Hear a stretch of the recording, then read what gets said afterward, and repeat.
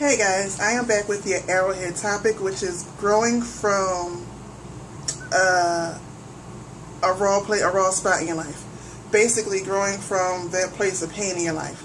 Now, this is one topic that I can definitely relate to, just from, and I'm pretty sure everybody can relate to this, just from life in general. I'm saying I'm a lot, we really don't. For most people, we really don't understand that our personal gifts are groomed through those raw spots in us. It's those raw spots, those painful spots that lets us know that it's something here that needs to be groomed or worked on. And in saying that, in my past, there's been plenty of times where people have misunderstood me. Oftentimes, people misunderstood me. Or they said things or try to call things into my life that I did not want, I did not appreciate, I did not accept.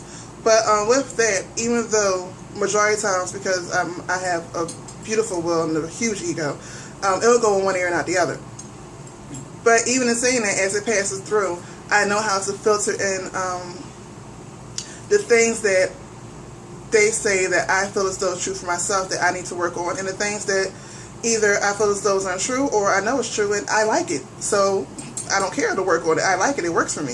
And one thing I always talk about is my anger. Because, I had anger issues in the past, but I have learned, I learned early on, I would say around between 21 and 22, when I was 21, 22 years old, how to use that and, or how to, I would say, refine it, because I was already using it to my benefit, but I needed to learn how to refine it so that as I still use it to my benefit, I'm not harming others by accident.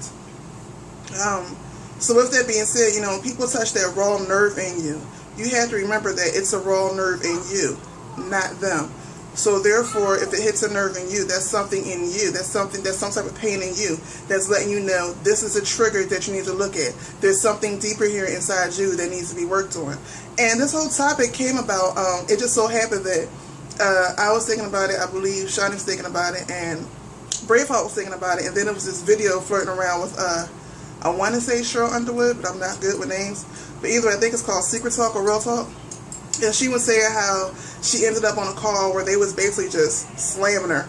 And instead of getting mad, she wrote down and took notes and worked on the stuff she thought she needed to work on and kept her life moving. And she basically thanked the conversation for that because it still was a part of bringing her to where she needs to be in her life. And in saying that, I know a lot of times, and especially I know a lot of people will look at it and go, it's easy for you to say. When people say to me that it's easy for you to say, or the word is easier said than done, I tell them they talk too much, to be totally honest. If that's how you feel, then you need to shut the hell up. Because obviously you're talking more than you're working, and the more you work, the more you realize it's easier to do than it is to say. Because to say is to keep calling it back in your life. To do is to change it. And once you start changing it and realize you have the power no matter what happens over your life, that becomes easier to do than to listen to what someone else will say. In my life, obviously, I've been called dark, I've been called ugly, I've been called black, I've been called a hoe, I've been called a whore, I've been called a bitch, I've been called everything in the book. You know what I mean? It's some things you keep, some things you don't. I don't mind being called fat. Obviously, I am. I don't mind being called a bitch, because I can be. I have no problem tapping into that energy. You know what I mean? And it's no secret for those who real close to me that I was a whore in my past. So that's like one of those things where, okay, yeah, I was. What's your point? You have to learn how to accept you. I guess the whole thing I'm getting at is you have to learn how to accept you for you. The good with the bad. A lot of times we only want to accept the good in our life. And when someone brings up the bad or what they think is bad, we automatically reject it because we don't want to see that. But what's good does not need to be worked on. The idea of perfection, or the actual meaning of perfection, which I did a video on this too, is it means to change. You're always changing. You're about to change, or you're in the middle of, or you're coming out of a change, or in the middle of going through a change. That's what perfection is, to keep moving. So if you're only dealing with what's good, that means you have stunted your growth and you are no longer perfection. And once you reach your peak, the only thing left to do is to be chipped away and to be destroyed.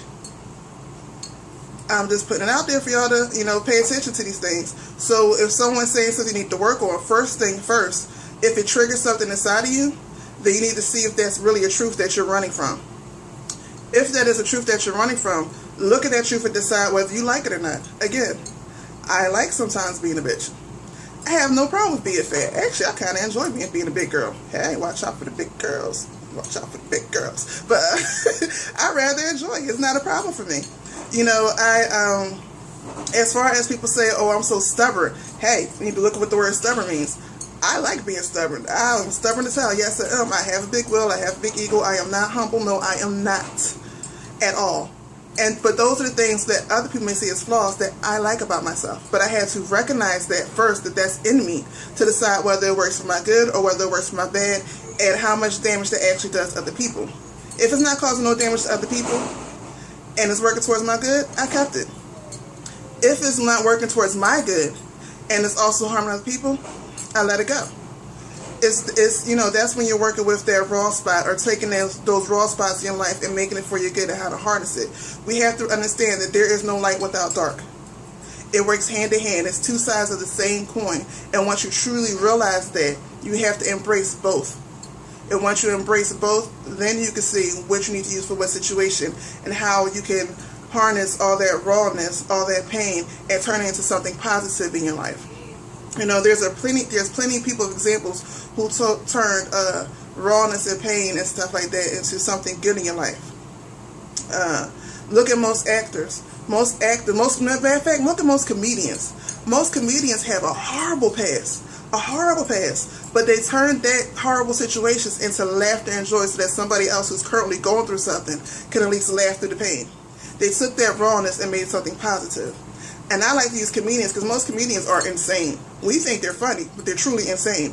And insanity is also a thin line between being a genius. You know, being insane and being a genius is kind of two sides of the same coin too. So basically, right now I'm starting to ramble. But what I'm saying, I'm starting to ramble. But the whole point is just tap into that. Whatever triggers you, tap into that. And see why it triggers you. Because mind you, even though they said word, that word meant nothing until you gave it emotion. You are the one that attached an emotion to the words that they said. You, not them. They said the words, but you was the one that tapped the emotion to it. You were the one that created the story in your head about what they truly meant when they said it. You're the one that's reacting to it. So look at yourself first. And you know me, I'm always a person that says always work on yourself before you even think about trying to work on another. Because if you can't get your household in order, meaning yourself, how the hell are you going to run somebody else's? Okay, so look at yourself. Look at that raw spot in yourself. Figure out what that trigger is. Work through that emotion. Heal yourself. Then, and no, healing yourself, you're like, well, how do I do that? There's plenty of ways to do that. There's plenty of ways to do it. You can get readings done, aura chakra cleansings, going into the darkness, finding yourself, dancing your way. Some people dance, some people say there's plenty of ways to work through that stuck energy and get it out. And get that expression out of you so it can stay out of you. Plenty of ways. After that, you know, decide whether that thing is actually to your detriment or to your benefit. Like I said, if it's to your benefit and it's not harming others, boo, keep it. That's their problem if they don't like it. But if it's to your detriment and it's also harming others, then obviously you need to let it go. Now, if it's to your benefit but it's harming others, I would suggest you take a look at it and see how you can change it where it can still be to your benefit and also to the benefit of others.